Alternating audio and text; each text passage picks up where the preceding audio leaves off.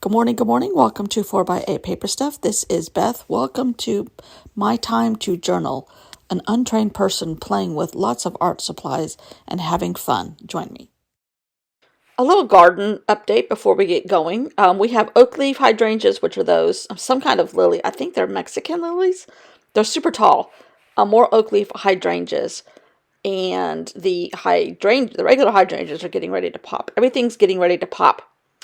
Beautiful, beautiful. But then the deer come. I don't know if you can tell, but they've munched on those big time. Good morning, good morning. Cleaning off my desk. I've gone through some bins. This is all printed on sticker paper. So I cut these little things up and put them in my Hobonichi. And then I found this, A Garden That Shines in Spring, from that magazine I cut up yesterday. But I took some pictures of our flowers that the deer haven't gotten just yet. Then I found this in a pile of stuff. And there's some pretty things in here. Some, I like that. Oh, I know, I did this last week. I was watching Shetland on the BritBox. This, I found a picture of a piece of art, a sculpture that was a balancing thing. But this is how you can start.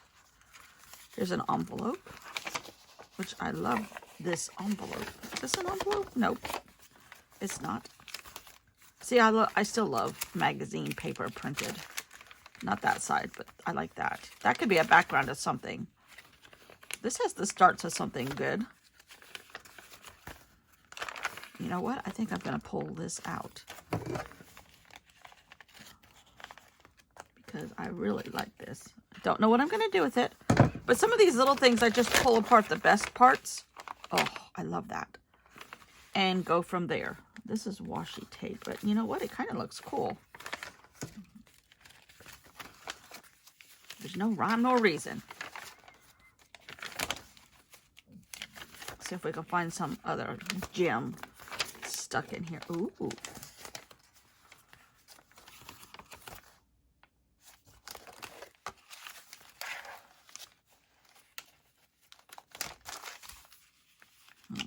That's the other side of this. Not so thrilled with this side. Okay, this is still a work in progress. Love the cover though. Just playing around. That's what playing around gets you. Okay. It is like the tundra in here. I keep telling my husband he likes to sleep in the cold. So do I. 65, really not necessary. 68 will work. Anyhow, okay. Gratitude from the tube. Let's see who we pull out today. All right. I'm trying to mix it up. Oh, this is going to be interesting. Peter Bird. Collage and Current Affairs. I'm going to stick in a book here. His is graphic. A lot of it has to do with endangered animals, endangered people. So yeah, it's a little bit graphic. But we can use patterns and things that he uses. And I have a piece of white paper here.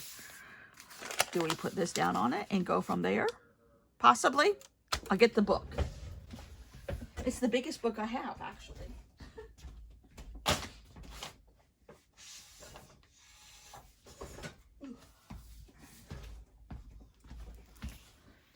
Can't even see it all, can you?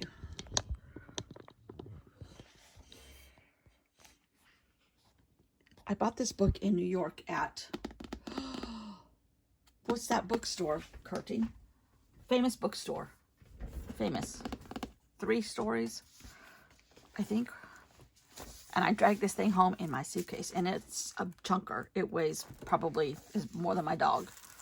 Not saying much, but it does. But there's collage. There's doodling. He has now passed away. He used to be married to not Christy Brinkley, Cheryl Tiegs. He's a famous photographer, a fashion photographer, but he did a lot of things in Africa. I really don't think I should show this book because it is pretty graphic. A good example for right now is the frames that he used and little tiny pictures of his own pictures, and then a massive statement about a snake in the middle. People overlapping the frames, more animals with pictures and frames of his pictures, and black and white and color. A lot of times there was blood involved. Lots of frames of his own pictures, very graphic, but he was a fashion photographer in the 60s and 70s and 80s and 90s. He recently died in the 2000s. Don't hear my stomach growling. And he did a lot of photography in Africa, and he was a huge proponent for saving the animals and human trafficking, human rights, animal rights. So a lot of it was very graphic statements about all of that. But this is a picture of his journals, and he would write and stick pictures in them just like we do. And then he would use those as fodder for frames. I'm going to try to find... Okay. These are drawings that he did, and they depict just simple things, but sometimes crude, but a lot of animals. Sometimes he would take tiny pieces of his pictures and put them around. Oh, this is gorgeous. There's a giraffe one. Okay, I have chopped around in this video trying to get rid of the very graphic pictures. But, I mean, that was what he did, and it was a lot of political, as I've said, political, human rights, animal rights, and graphic ways of doing it. I don't always agree with that, but sometimes graphic gets people's attention, and that's definitely what he was trying to do. So I have pulled out some animal pictures. I have pulled out a page from some other journal, and then this is a picture from Rolling Stones, and it is people protesting. This was deep into Black Lives Matter.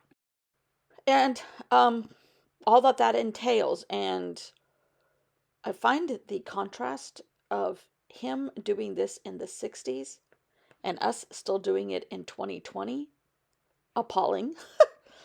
But we're not going to go there. We are making an art journal, and it is a gratitude journal, and I am grateful for him for his sense of color, not necessarily his sense of color, but his frames and his journaling habits.